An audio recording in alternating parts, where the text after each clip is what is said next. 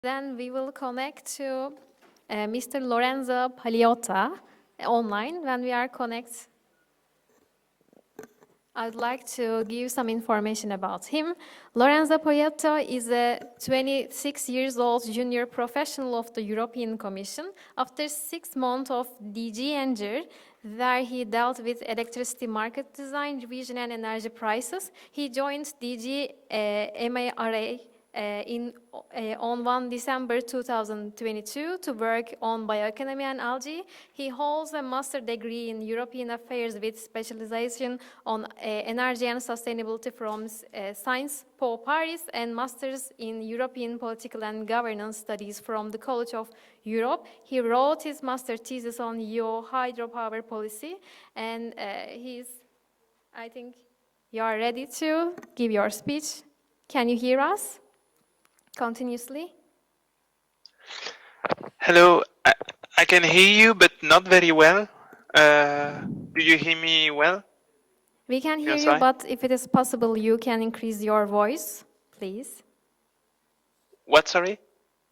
We can hear you, but you can, if it is possible, you can increase your voice to hear you clearly. Okay. So I will try to speak louder. Is it better Okay. like that? It's okay, I think. Okay. Okay. Thank you. The floor is yours. Okay. Thank you. Accounting for 0.2% of the global production. And on this 0.085 million tons, only around 0.4% was cultivated, while all the rest was harvested from wild stocks. Nonetheless, we still have a couple of companies in Europe producing either seaweed or microalgae, as shown on the map on the left, which comes from a very interesting report by our internal research center, the JRC. So all this is confirmed by the latest 2022 Blue Bioeconomy report. According to it, seaweed culture and harvesting has great potential in various sectors, such as fighting climate change, making new products, and creating new jobs, as I said before.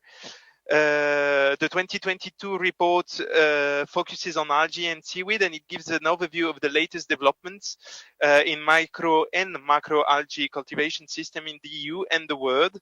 It also gives some insight on the role of seaweed in capturing carbon, as well as its potential impacts for regional economies. The main conclusion of this report is that we are not quite there yet. Seaweed farming and harvesting are still very much small scale in Europe. And the report also highlights that the regulatory landscape for seaweed licenses and permits is still very much uncoordinated and contains many regulatory actors and at national and local level. Despite this current marginal share in the global seaweed system, given the favorable business prospects, we believe that Europe can develop a strong algae industry. And this is the positive message I would like to pass on today. So we see that the EU demand for seaweed products is growing and is expected to upsurge in the coming years. The market for chlorella and spirulina are set to accelerate dramatically. And we see that there are already around 75 million vegans and vegetarians in Europe and many more flexitarians. And the consumers are increasingly increasingly health and climate conscious and therefore looking for this kind of products. So, however, the EU is still importing all these algae products from Asia. And this makes EU a top importer worldwide of seaweed products. And that's precisely what we want to change. Fostering the development of a strong and regenerative EU algae sector is therefore an economic opportunity that we believe Europe cannot afford to miss. So, this slide was just to show that many things have already happened in the past few years. There have been a lot of algae-related funding calls and business support mechanism. We have funded over 300 algae-related projects, and our research framework program, Horizon 2020 alone, has funded more than 100 projects with a total EU contribution of 273 million euros. We have also launched some very interesting algae-related studies related to the support of algae to the European Green Deal.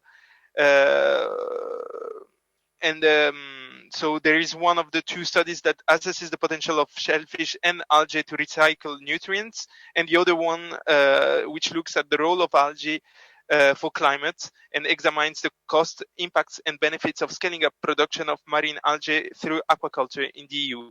These two studies are almost finalized and should be published soon. And we are going to launch a new study very soon. Two new studies actually. One following up on the shellfish and algae first study, and another one on the region on scaling up EU regenerative algae industry. We are currently assessing the study needs, and the study should be launched very soon. So these are just two examples of ongoing projects that we have funded. So, for instance, Algae Notes, which should be finalized this year, with an EU contribution of more than 900,000 euros. So the objective of this project is to develop a new line of sustainable and eco-friendly biopesticides from microalgae biomass, cultivated, recovering nutrients from wastewater and pig manure. Another example is Aqua per Kilo, but then we have also many more. And I believe that tomorrow you will have a presentation on the Realm project that we also fund, and which is very, very interesting. So this brings us to the EU Algae Initiative, which has been announced mid-November 2022. So how did we get there? So to harness the full potential of the EU algae sector, we have identified specific actions on the basis of an extensive consultation of stakeholders and a preliminary analysis of the sector. We had started this work some time ago already with the Blue Bioeconomy Forum that we launched in 2018. And so we have identified 24 actions that build on existing initiatives, the best available science, knowledge and data, and the best business practices. So our communication is structured around 4 axes that are the 4 main objectives. So the first one is to improve the governance framework and legislation. The second one, improving the business environment.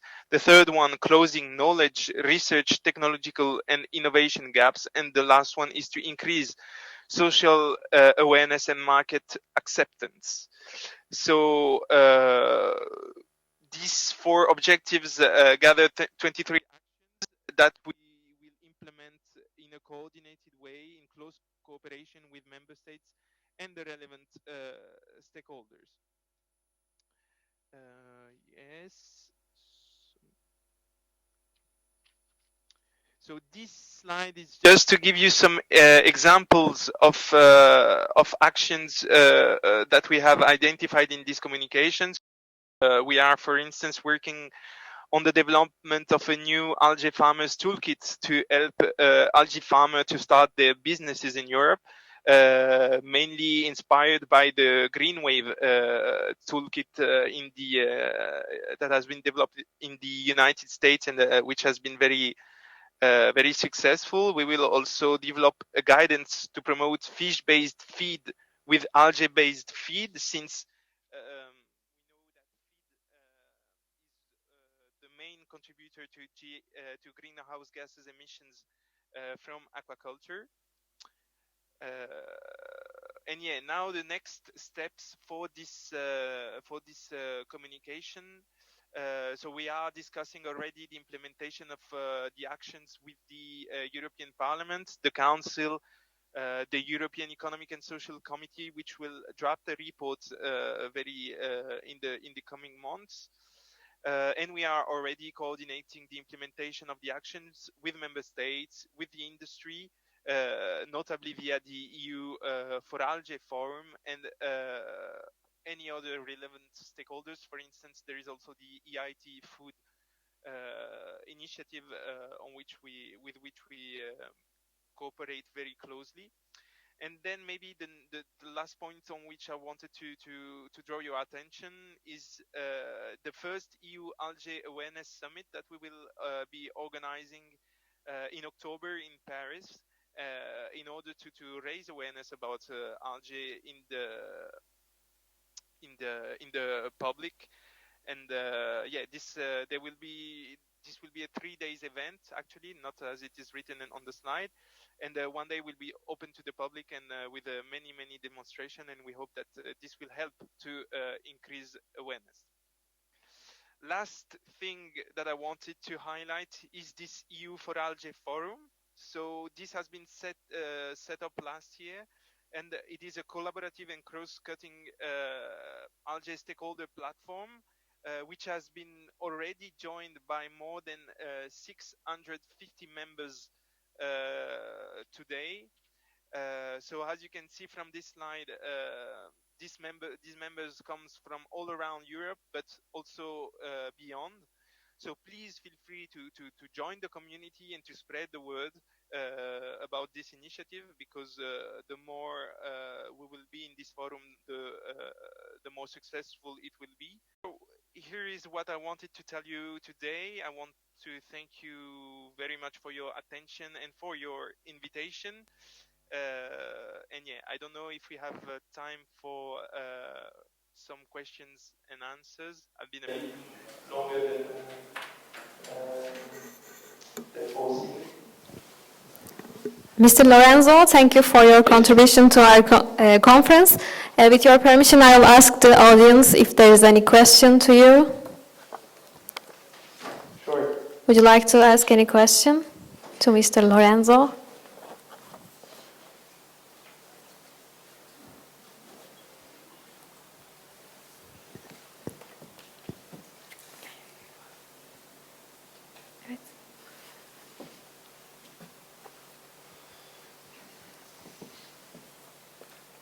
We have one question.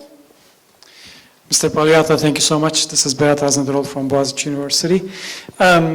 The Commission has been supporting, through the scientific programs, Horizon Europe, a lot of research and innovation, and also large-scale products.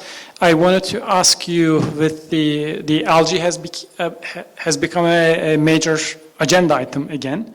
We can see that the latest Commission reports.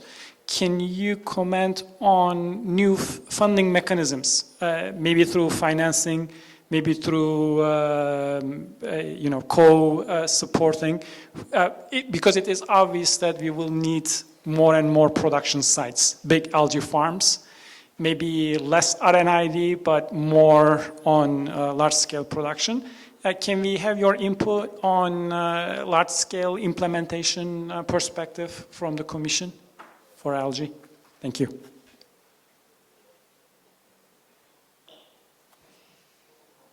Should I answer now? Yes, please. Yeah, so many thanks for your question. First of all, I fully share what you are saying in the sense that if we want to reach the objectives set by this initiative, we will need to have the fundings accordingly.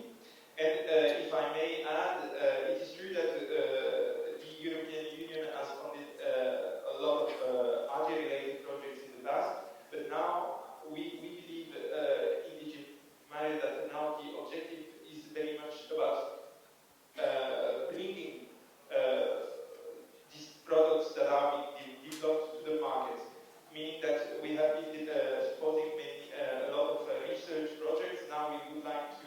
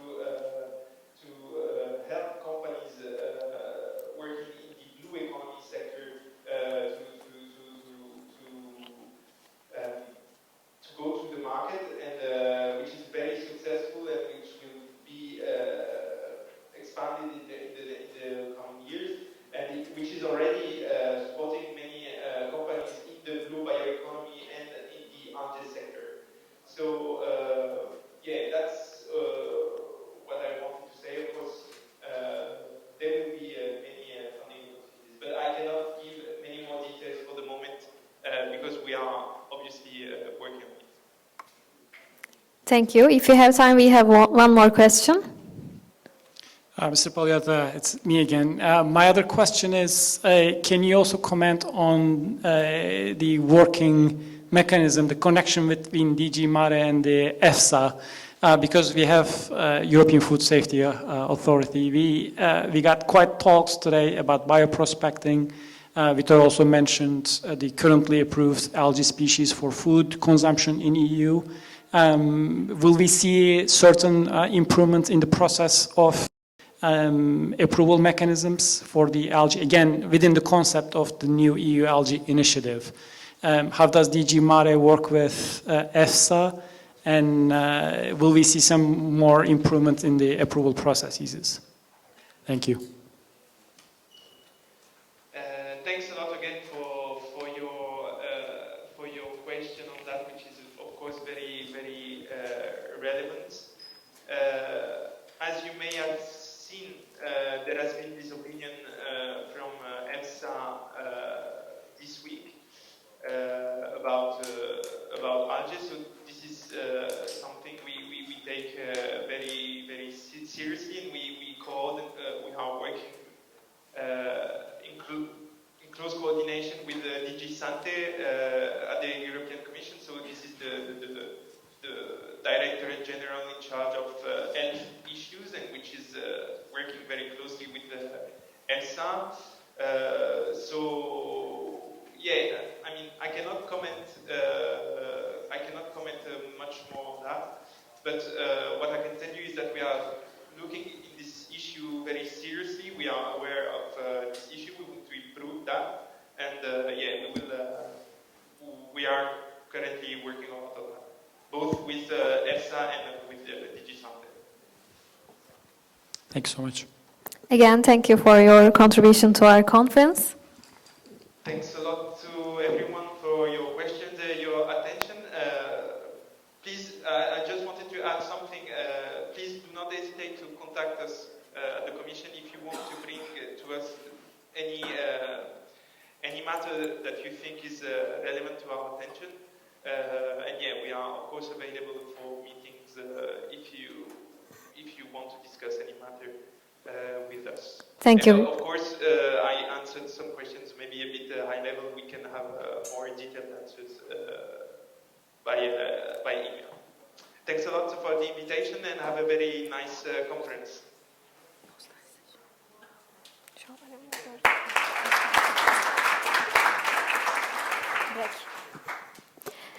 Thank you again.